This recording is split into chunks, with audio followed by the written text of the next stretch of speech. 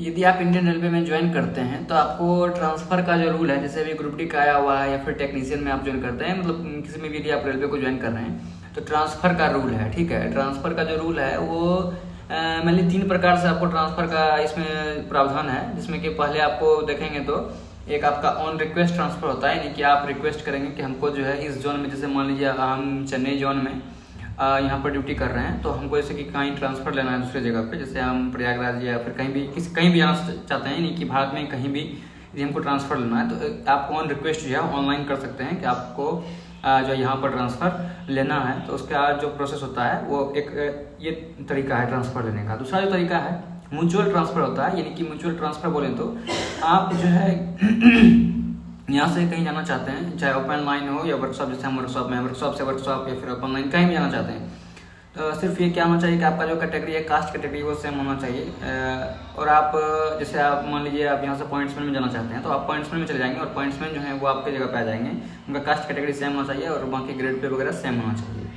तो इस तरह से एक म्यूचुअल ट्रांसफ़र होता है, नहीं कि आप वहाँ चले जाएंगे उनके जगह पे और वो आ जाएंगे आपके जगह पे। एक ट्रांसफ़र का ये प्रक्रिया है। और तीसरा क्या है, स्पाउस ट्रांसफ़र। स्पाउस ट्रांसफ़र जो है वो क्या होता है कि जैसे आप मान लीजिए यहाँ पर जॉब कर रहे हैं और आपकी पत्नी भी किसी स्टेट में या फिर सेंट्रल में कहीं भी जॉब कर रही है, ज़्यादा बेनिफिट है स्टेट में जॉब कर रही है। मान लीजिए आप यहाँ पर हैं, हम जैसे यहीं यहाँ पर हैं और हम यदि शादी करते हैं या फिर मेरी पत्नी है जैसे कि, और वो स्टेट में किसी भी जॉब में है, स्टेट गवर्नमेंट में, तो हम यदि चाहें तो स्पाउस ट्रांसफ़र के तहत यहाँ से हम जो है जा सकते हैं स्टेट में, यानी कि बिहार में जा सकते हैं। ठीक है, जैसे बिहार से हैं तो बिहार जा सकते हैं।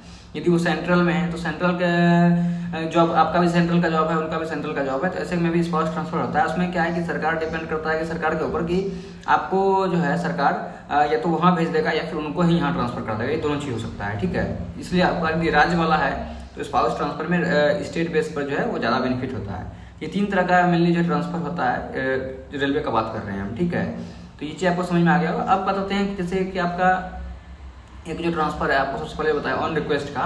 तो ऑन रिक्वेस्ट का जो रूल है, आपको अभी जो HRMS ID पर है, हम लोग का जो यहाँ पर रूल है वो है 5 साल का, यानी मिनिमम 5 साल आपका सर्विस हो जाएगा, तभी आप जो है ट्रांसफ़र के लिए अप्लाई कर सकते हैं। ऑन रिक्वेस्ट आप लगा सकते हैं कि हमको जो है ट्रांसफ़र कराना है। ठीक है, कम से कम उसके लिए 5 साल होना चाहिए।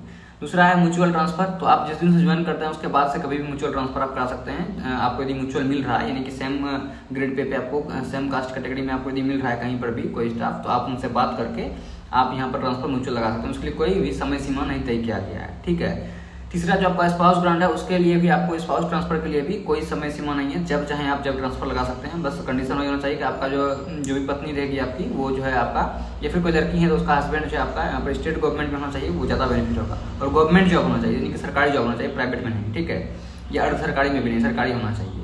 तो ये चीज़ समझ में आ गया होगा आपको। और बाकी ट्रांसफ़र के बारे में पूरा का पूरा जो आपका डिटेल्स रूल दिया गया है इंडियन रेलवे में, उसको हम एक अलग सेपरेट वीडियो में बनाएंगे और उसमें बताएंगे सब कुछ हम।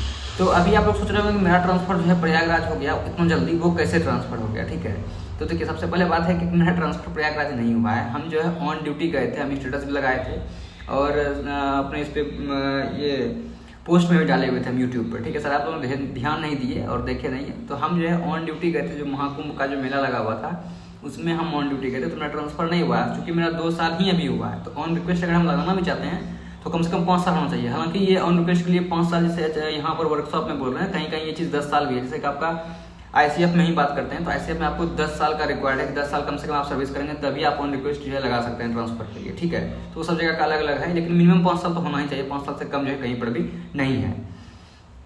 और मेरा ट्रांसफ़र नहीं हुआ है, अभी हम यहीं पर हैं। हम ऑन ड्यूटी में गए हुए थे, तो ऑन ड्यूटी का एक अलग बेनिफिट होता है, उसमें आपको TA जो है वो बनेगा। बाकी महाकुंभ था तो वहाँ भी महाकुंभ में मज़ा आ गया, ड्यूटी भी कर लिए, अपना कुंभ स्नान भी हो गया। तो मेरा ट्रांसफ़र नहीं हुआ है। ठीक है, ये चीज़ आप लोगों को गलतफहमी हो रहा था कि मेरा ट्रांसफ़र हो गया है। हम एक रिप्लाई करके बताए भी थे, लेकिन बहुत सारे लोगों का कमेंट आया था, बहुत सारे लोग मैसेज भी कर रहे थे इंस्टा पे कि जो पर्सनल एक वीडियो बना करके बताइए कि जो आपका ट्रांसफ़र इतना जल्दी कैसे हो गया, क्या प्रोसेस है, कैसे है। तो उसके लिए हम ये वीडियो बना करके क्लियर कर रहे हैं।